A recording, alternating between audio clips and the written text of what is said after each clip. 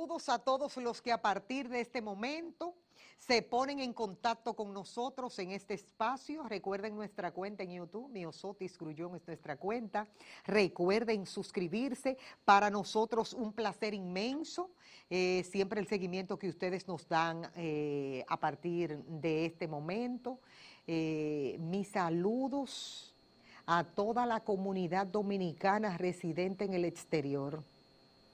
Óyeme, por empoderarse de la manera que lo hacen, de verdad que nosotros le tenemos un cariño y un respeto enorme, porque están allá y nos defienden de una manera que uno se queda, miren, sorprendido, con empeño, con dedicación, no se cansan, que ese es el problema de la clase política, que juega el cansancio, pero con ellos no le va, con ellos no le va, eso no se cansan, eso nosotros tenemos que comenzar a adoptarlo aquí. Yo me voy a encargar de una campaña de manera permanente para que el dominicano se active en ese renglón.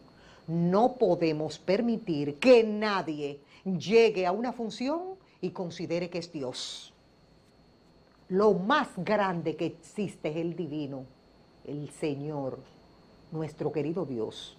Pero un funcionario no es Dios. Un funcionario es un administrador de los fondos públicos.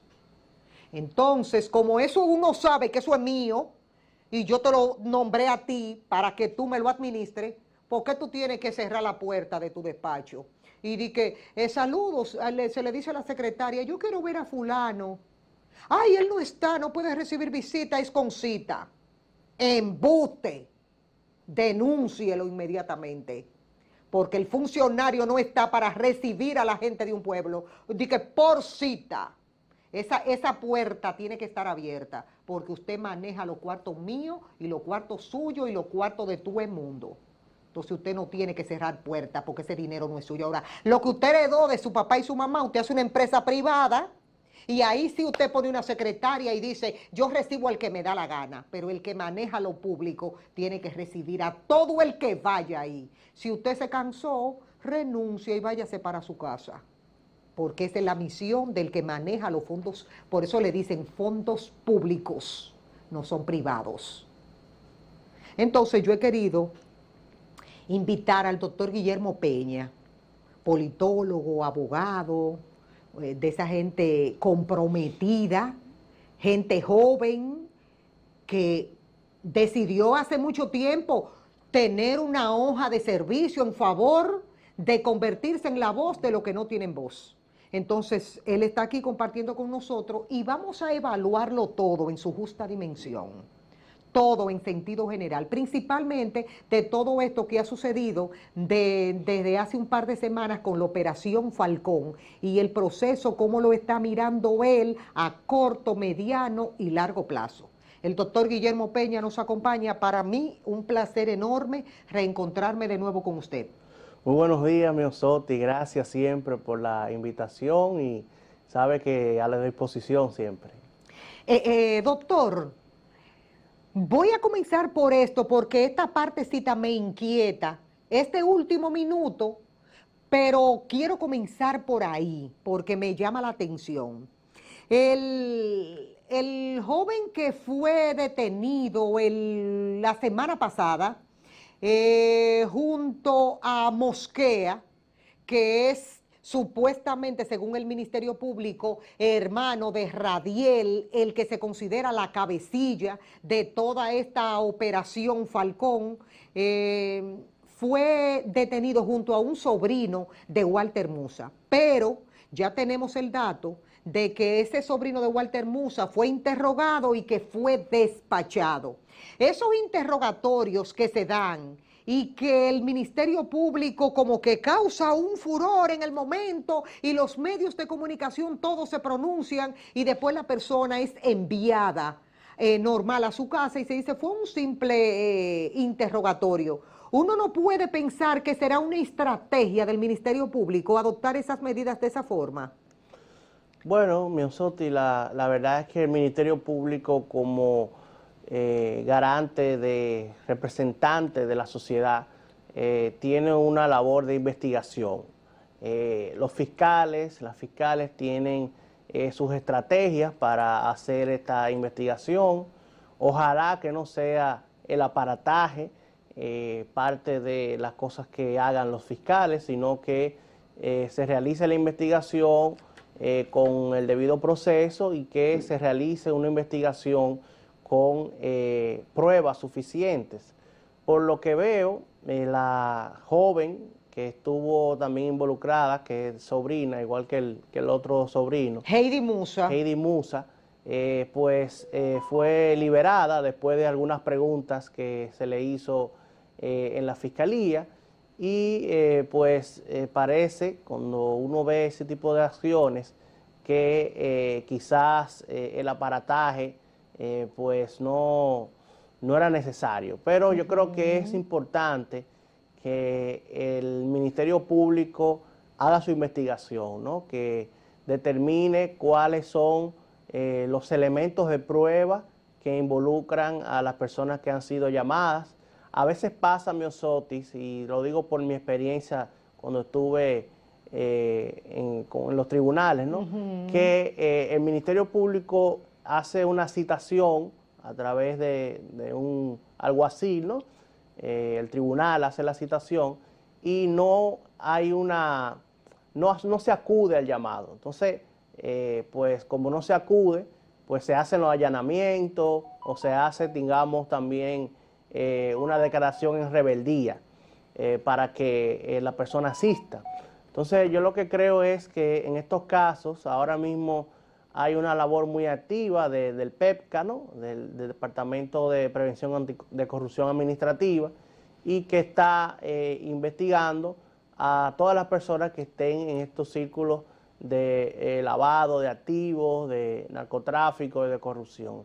Si puedo hacer un llamado al Ministerio Público, es que, digamos, cuando haya las pruebas y los elementos de prueba suficientes, que haga esto de la labor mediática, de investigar y eso. Si no, se puede ver de una manera negativa en el sentido de que llamen a una persona y al otro día lo liberen. No se ve bien eso, porque... Le quise preguntar, doctor, el joven se llama Waldo Wilfred Musa, porque entonces, y usted como abogado, por eso le quiero hacer la pregunta, cuando el Ministerio Público llegó, entonces colocan a Mosquea y al joven Musa, y entonces le tiran una foto a los dos, con las manos, no con unas esposas curriculares, sino como con un tairá. Sí. Y yo pregunto, ¿y para qué tú lo esposas porque tú lo estás tratando como un delincuente? No, lo de la esposa es un procedimiento que se debe hacer con todo imputado. A toda persona imputada. Sí, pero es correcto eso, si tú no eres ningún delincuente. Sí, es algo que se ha discutido varias veces desde el punto de vista del enfoque penal, porque realmente una persona es inocente hasta que se demuestre lo contrario. Mira, él fue interrogado y entonces fue enviado para su casa. Sí, pero es un procedimiento que se hace con toda persona que ha sido privada de libertad. ¿Y por qué? Y coger los que están ahí, porque esa foto la tiran, los que están ahí, tirarle una foto para que entonces después circule en las redes sociales. Por eso digo que el Ministerio Público debe hacer la cita primero, digamos, no hacer el aparataje de la lucha contra la corrupción y la impunidad, porque si lo hace puede caer en desprestigio, ¿no? Entonces lo primero es hacer una cita y que vaya a la fiscalía a investigar, que se evite la prensa y eso, porque entonces si va y digamos esposado y al otro día lo sacan, lo que la gente puede pensar, y con toda razón porque no sabe de cómo es el procedimiento jurídico, es que se hizo un aparataje y que no era nada, sino que simplemente... Entonces yo creo que lo primero es hacer una cita a la fiscalía, investigar, hacer las preguntas del lugar y sin prensa, sin nada de eso, y determinar si hay alguna culpabilidad, algunos elementos de prueba que puedan, digamos, entender que son parte del expediente y que se comprometen, ¿no? Yo creo que eso es lo primero. Estoy viendo mucho eso, que el Ministerio Público llama, lo esposa, que dice que le van a hacer algunas preguntas, algunos se quedan detenidos, otros son liberados. Entonces, hay que tener cuidado con eso porque... Yo lo estoy mirando, doctor, casi Sí. como una estrategia. Yo digo, pero cuidado si es una estrategia. Yo te interrogué, ok, vete, pero yo te estoy dando un seguimiento para Sí. ver tus movimientos. Sí, sí, también es una estrategia, Porque a mí me parece que nadie va a ser tan torpe Ujú. para manejarse como, porque yo lo veo como tan torpe. Sí, El tú de pero- tener una persona, esposarla, le tira fotos y entonces toca la casualidad que después tú lo interrogas y lo manda para su casa. Sí, pero por eso digo que eso, primero, pues una estrategia, obviamente, del Ministerio Público, pero segundo, también hay que tener cuidado porque pudiera vulnerar el principio de presunción de inocencia.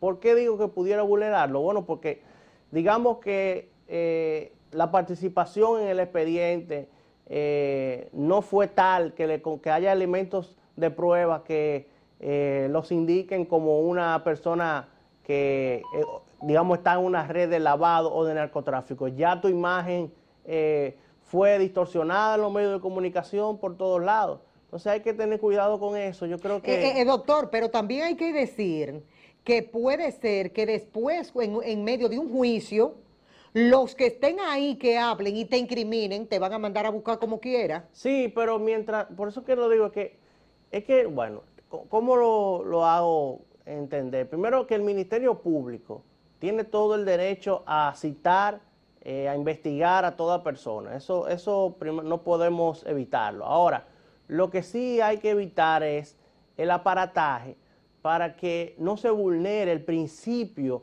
de presunción de inocencia que le corresponde a toda persona que ha sido imputada en un proceso penal. Entonces, eso es importante. ¿Por qué es importante? Porque pudiera ser, digamos, que una persona, ahora uno lo dice, siempre me lo enseñaron eso cuando habláramos del Código Procesal Penal, cuando era el nuevo código, hace ya tanto tiempo, que todavía se dice el nuevo código y ya el código tiene ya 20 años y pico.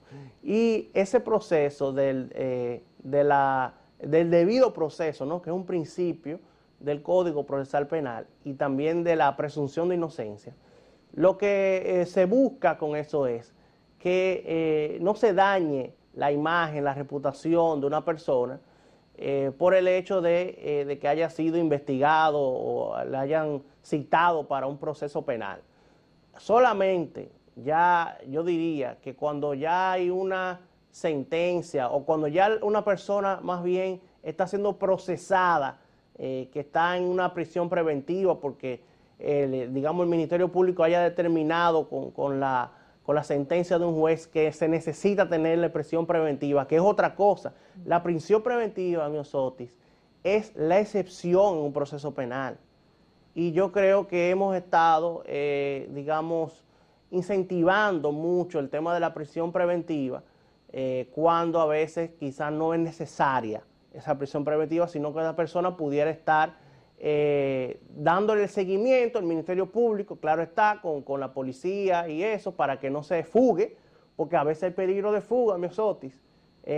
Yo entiendo a veces el Ministerio Público, porque la gente dice, bueno, el peligro de fuga, pero ¿cómo peligro de fuga? Oh, una persona que ha sido y está siendo perseguida por el Ministerio Público por el hecho de un caso de corrupción o de narcotráfico, de lavado de activos, y se entera que la están persiguiendo el Ministerio Público, ¿qué usted quiere que haga? Bueno, eso pasó con el grupo que hay un grupito que está prófugo. Sí. Encabezado por Radiel Mosquea, claro, que está prófugo, pero eso seguramente fue porque después que estaban detenidos nosotros, claro, y ya él se iba a desaparecer. Claro, entonces es cierta la idea de que se necesita en ocasiones la prisión preventiva por el hecho de que puede estar en peligro de fuga esa persona que ha sido perseguida por el Ministerio Público. Ahora sí, yo creo que también el Ministerio Público y el sistema de justicia en sentido general debe buscar la forma de, con los organismos de inteligencia que existen, mejorar el tema de cuando una persona está siendo investigada en un proceso penal, de que se le dé seguimiento para que no se le ponga el impedimento de salida, por ejemplo, que las autoridades de verdad acaten eso y que se le dé seguimiento. Una persona que está siendo investigada, los organismos de inteligencia, el Ministerio Público a través de la policía no puede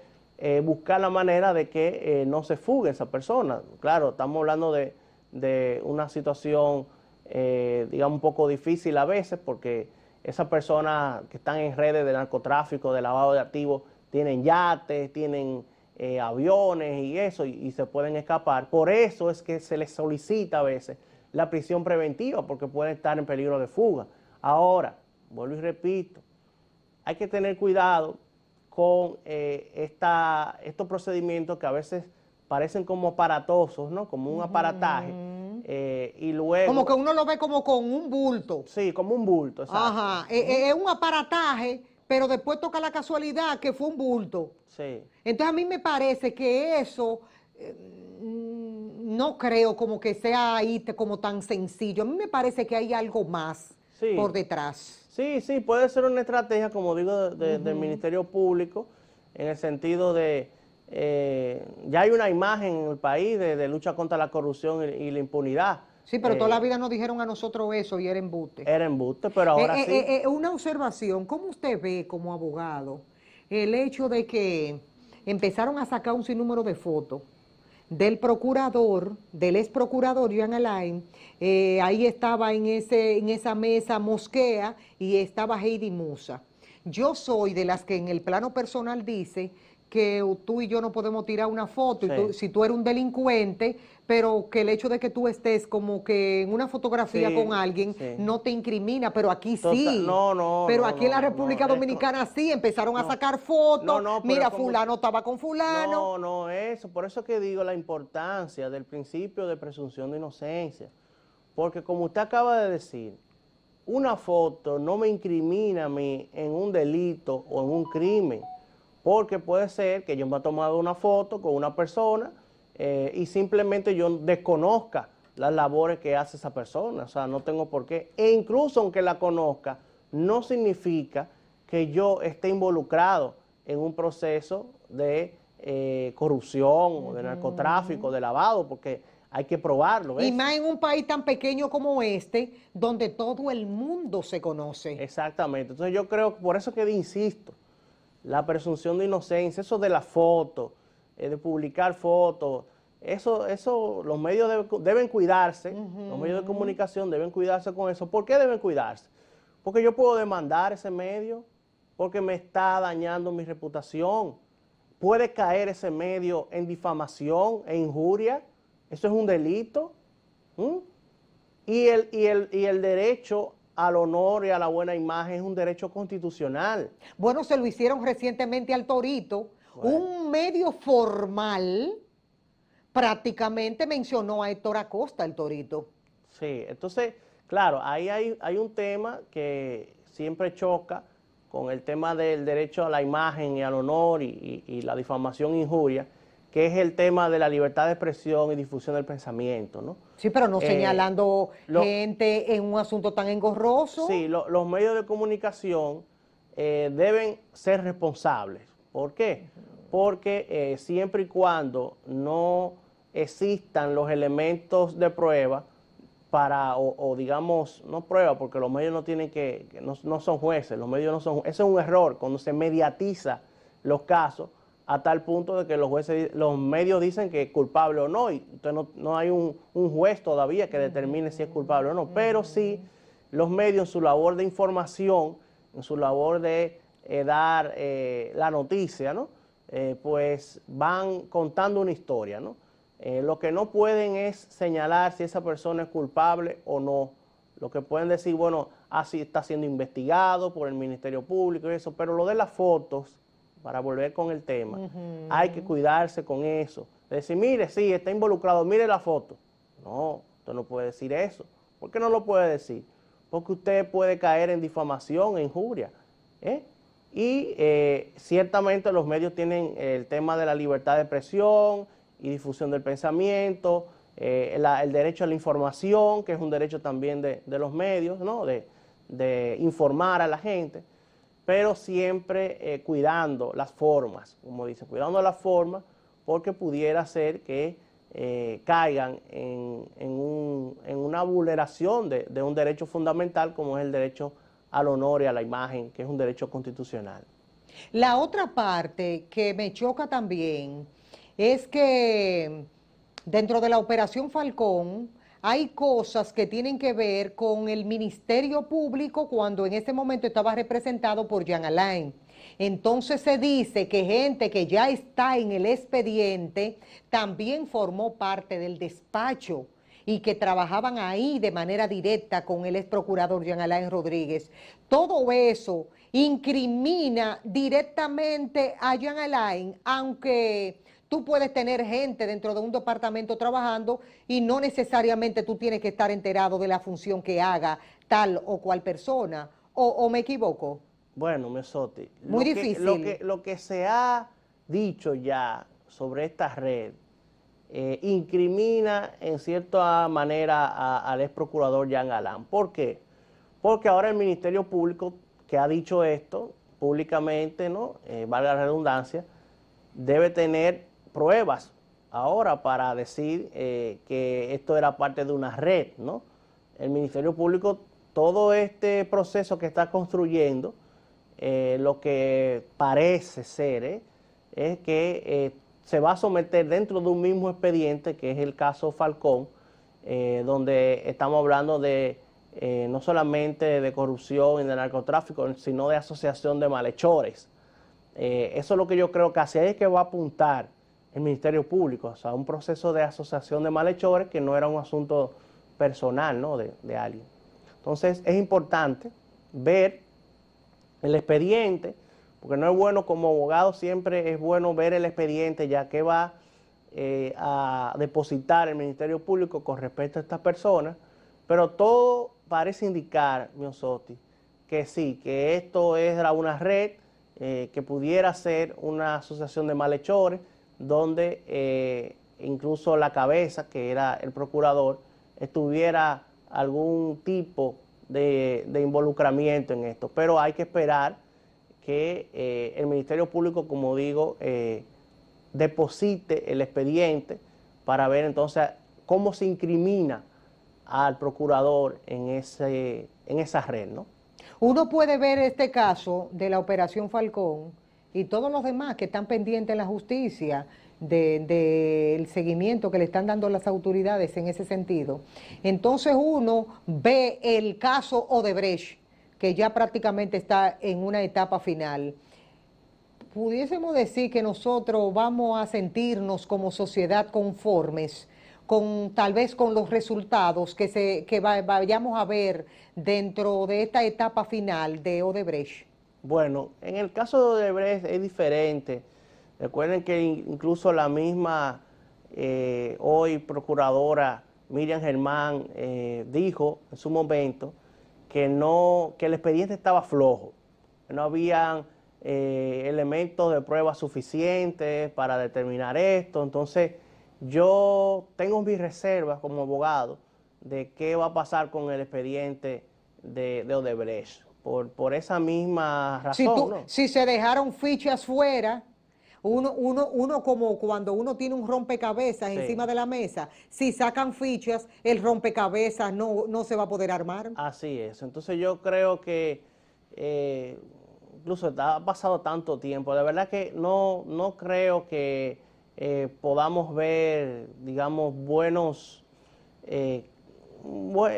digamos una sentencia ejemplar con el caso de Odebrecht, por las razones que acabo de decir, de que la misma hoy procuradora Miriam Germán Brito dijo que estaba flojo, que el expediente no tenía los elementos suficientes de prueba para determinar que esta persona, incluso algunas, pudieran seguir en prisión preventiva y todo eso.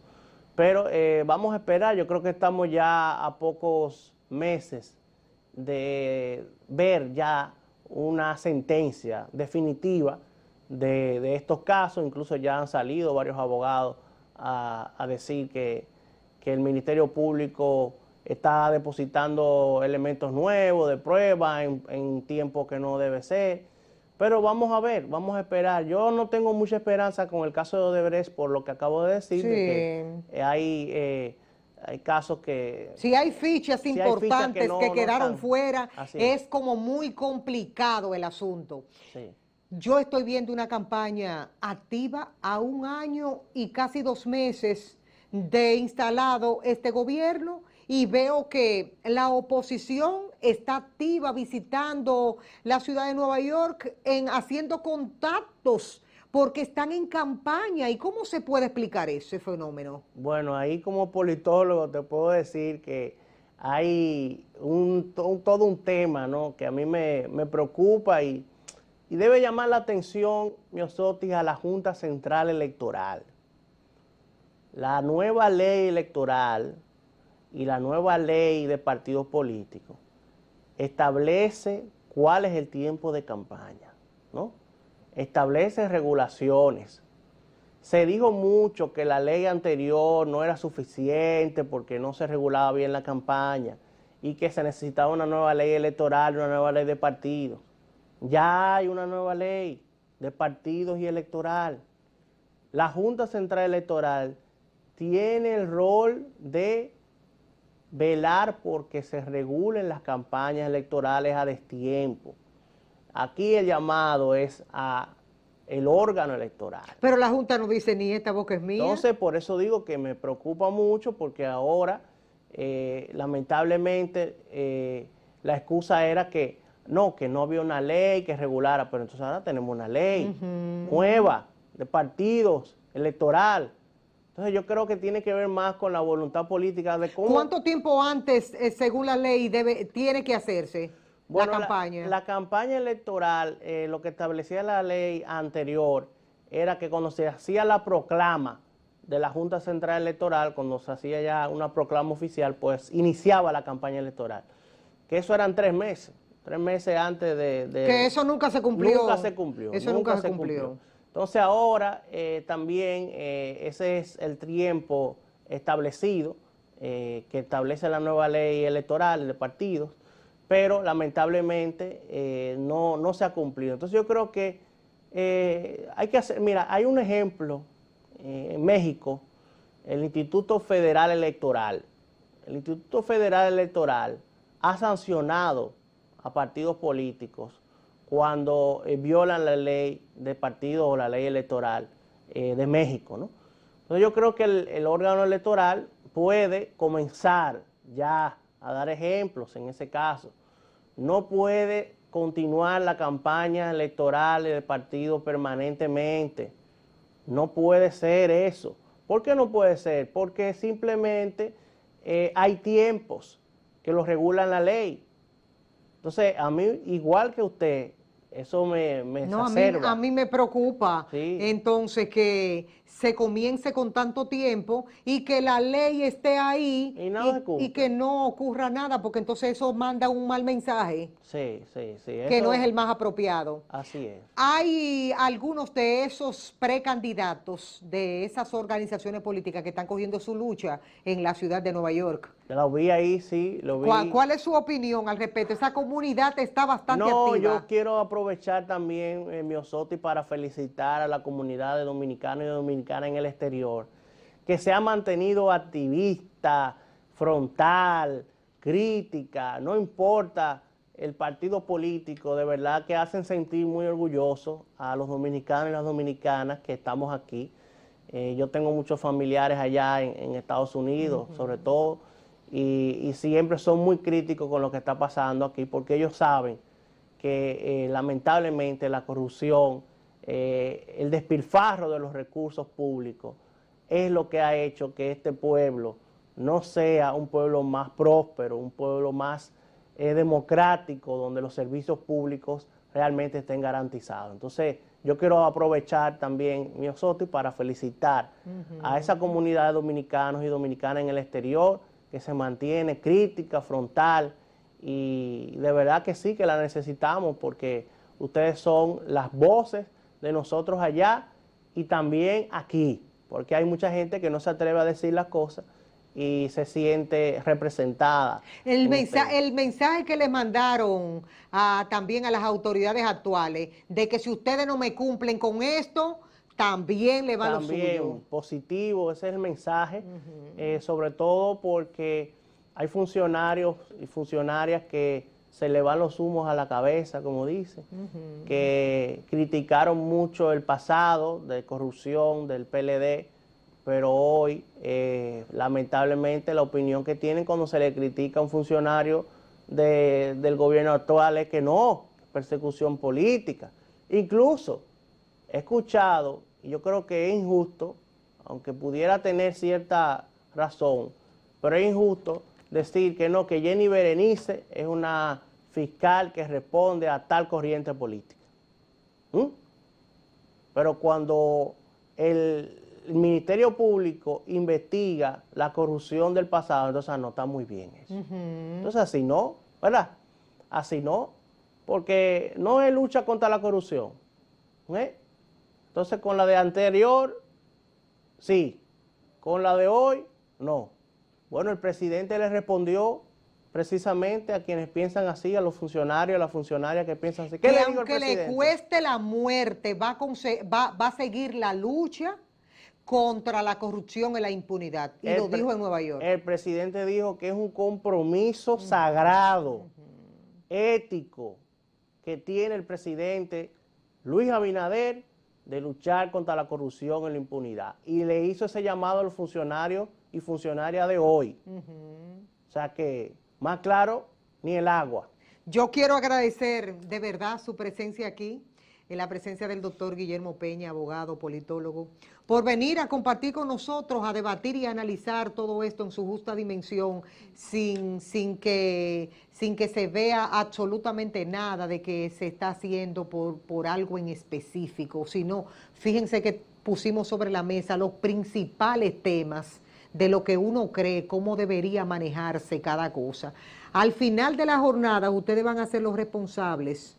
Cada quien tiene su cabeza de manera independiente. Si no, un cuerpo, miren, un cuerpo tuviera dos cabezas, la del otro y la que usted tiene. Y no es así. Cada quien tiene una cabeza de manera individual para que analice las cosas de manera independiente, sin que nadie pueda influir sobre eso. Doctor, gracias por venir. Gracias a ti, Miosotis. Saludos a todas y todos. Señores, cuídense mucho. Recuerden nuestra cuenta en YouTube, Miosotis Grullón en nuestra cuenta. Nos vamos con la satisfacción del deber cumplido. Pórtense bien.